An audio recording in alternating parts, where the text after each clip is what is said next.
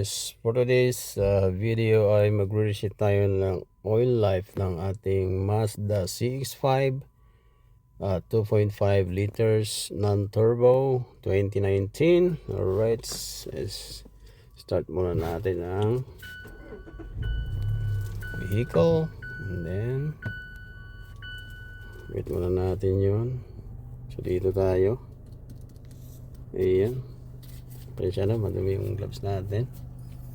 So twist lang natin to. Kita nyo doon. So tayo sa E. Press. Alright. So go to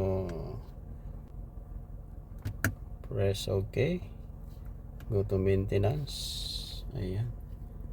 Ito press OK lang to guys. Twist. Ganyan lang. And then push in the middle, press, and then go to the oil change, press again, go to the press receipt. Ayan, so 8,000 siya. Ibayin natin yan.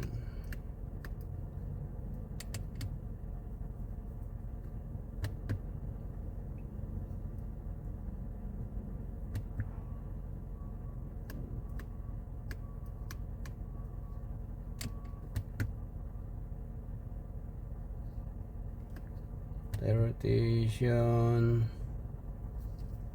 ayun, rotation siya every, siyempre siya oil change siya 8,000. magano tayo ng 8,000 din dyan.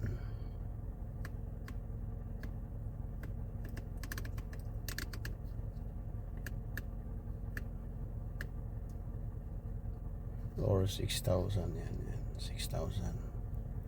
Dapat to 6,000 lang, hindi 8,000. Alright. Ibayin natin tong oil change siya.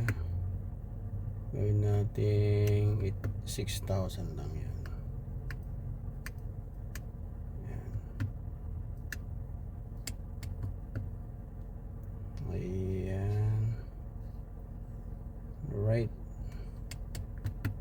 Back.